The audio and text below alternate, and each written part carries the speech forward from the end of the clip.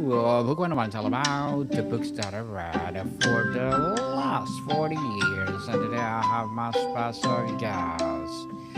She's a trauma psychotherapist disrupting the space. And no other than Miss Maggie Mccane. Hello, thank you for having me, Daniel. Welcome, Miss Maggie on Book One Review. And can you please introduce more about yourself that I miss? Sure, yeah. I'm a trauma therapist here in Tucson, Arizona. I'm also the owner and founder of Rehoboth Therapy and Wellness. So we're a small group practice serving those in the state of Arizona, Tucson specifically.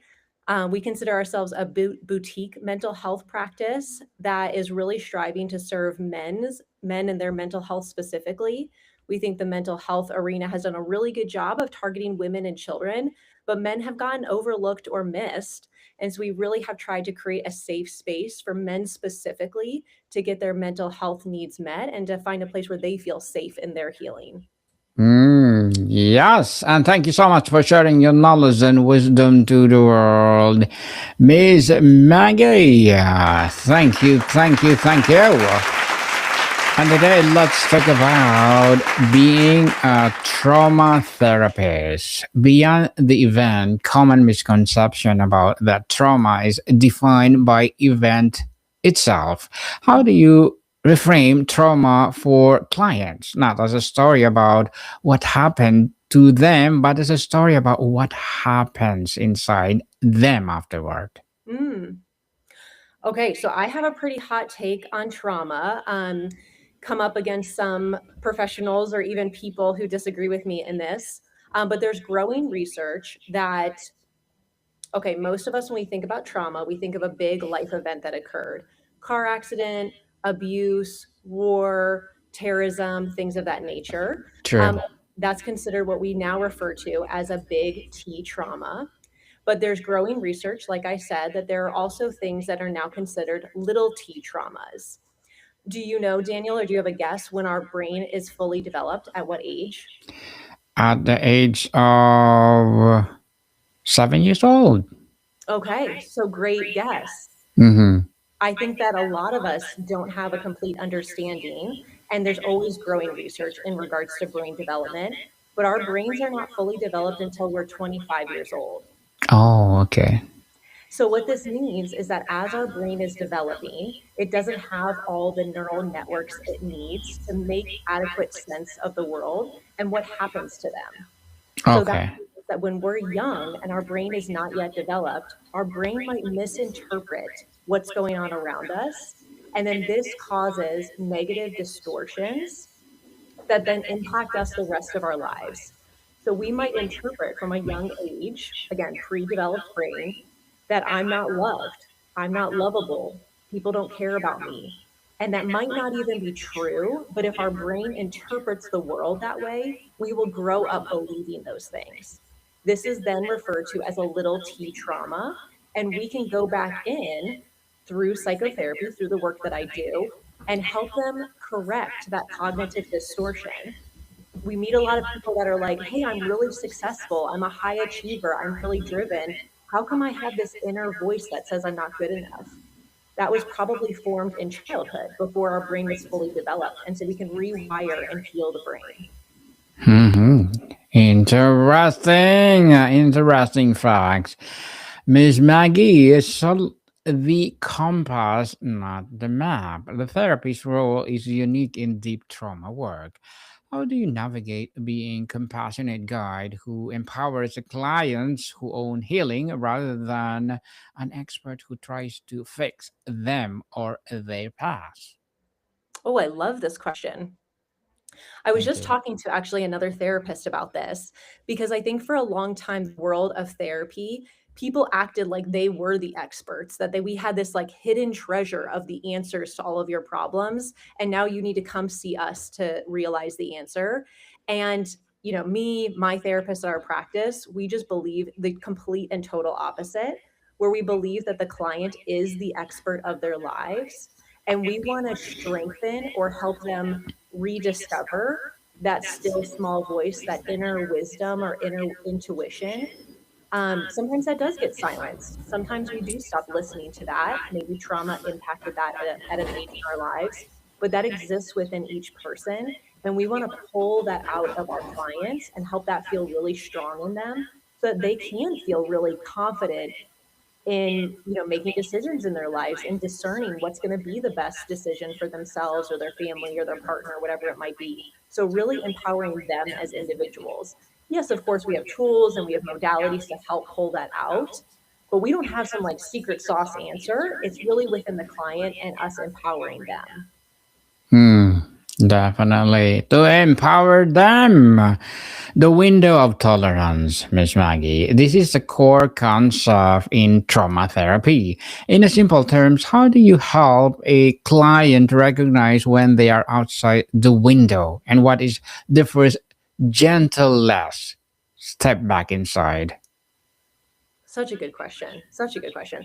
So I think that where we always start is education and clients' own self-awareness, right?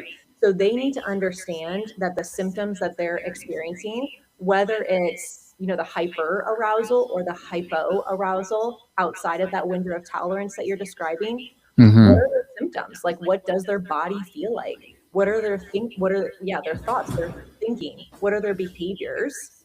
So once they have a greater understanding of what's going on, what their symptoms are, then we can have an easier time of addressing. So then what does work for you? If it is that your heart is racing because you're nervous about something, do we need to take some deep breaths? Do we need to remove ourselves from the stressful situation and just get some fresh air, get some clarity, get some distance between us and the stressor at hand?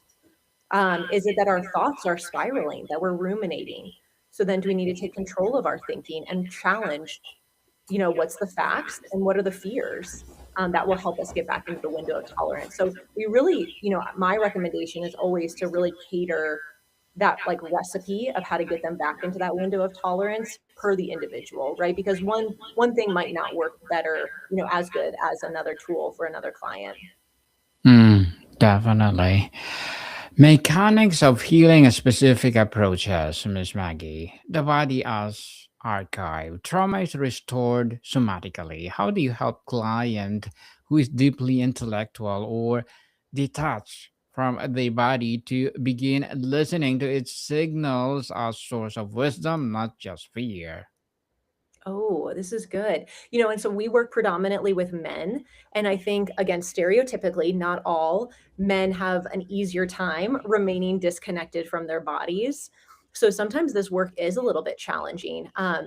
You're talking about how to connect them somatically, but even cognitively, a lot of us weren't trained or given the tools or the resources to think about our thoughts, the term metacognition, right? So Mhm. what are your thinking patterns that are causing disruption? Same sort of thing, right? It's just information.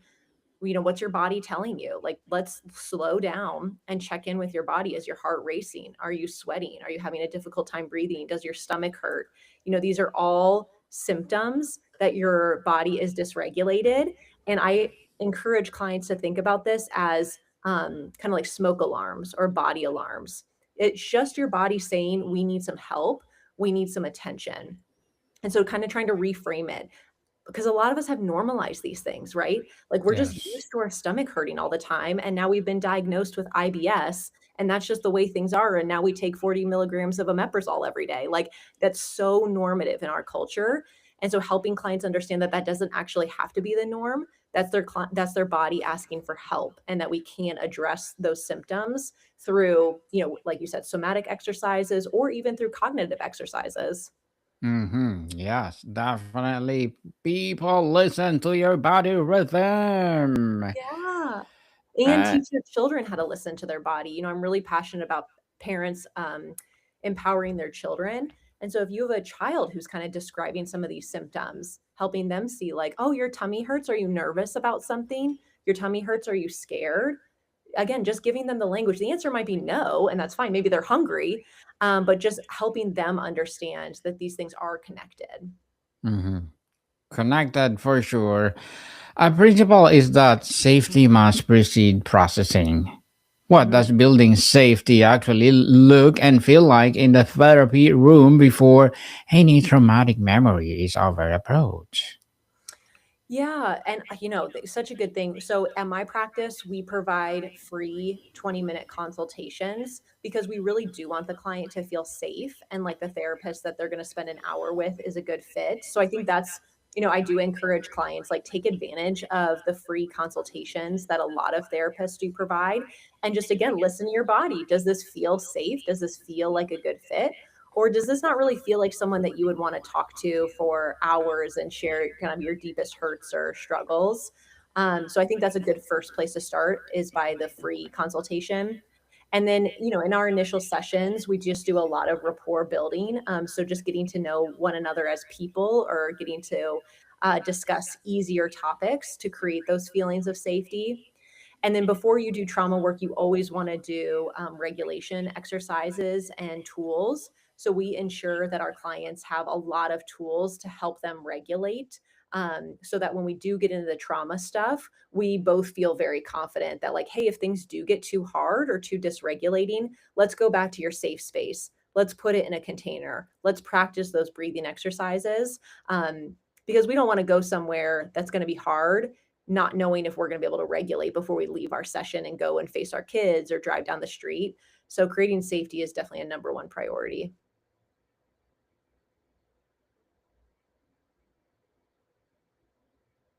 Oh, it looks like you're muted. I don't know if you see that. Yes, thank you. Yeah. So, reauthoring the narrative.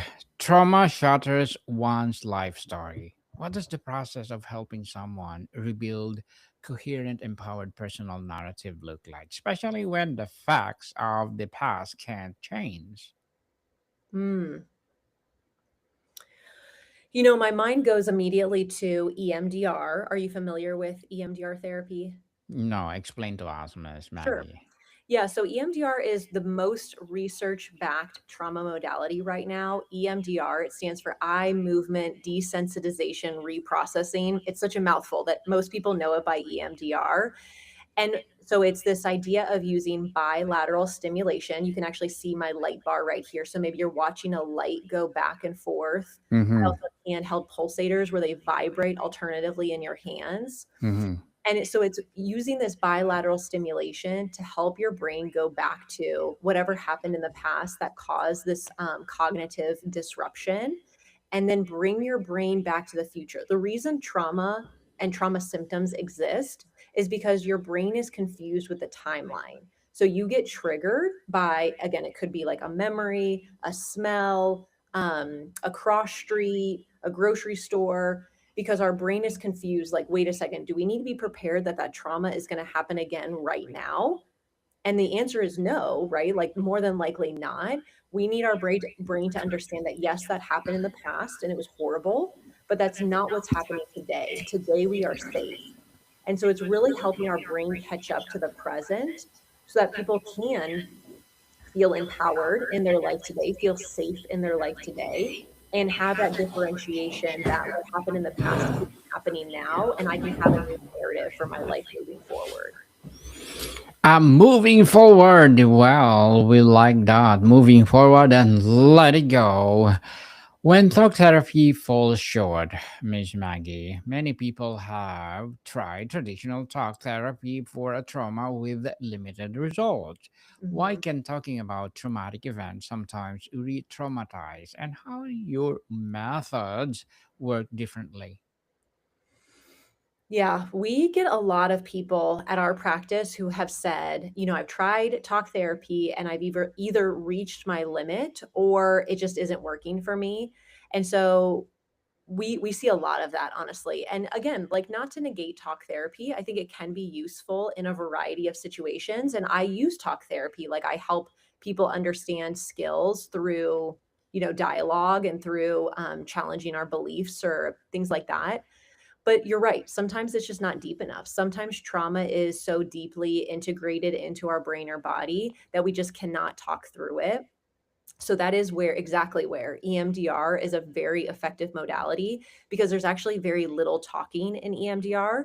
And a lot of people like this modality for that exact reason, is that you really don't have to talk about it You can just let your brain go back and process with the bilateral stimulation. It's all about working in your subconscious brain. So, again, this is why EMDR just has really phenomenal results and research. But we also do somatic approaches. So I have a therapist who uses like a vibrational plate, or she just has you notice the feelings in your body and how they move and how to get them out of your body. Maybe you do some like punching or some shaking or some breath work.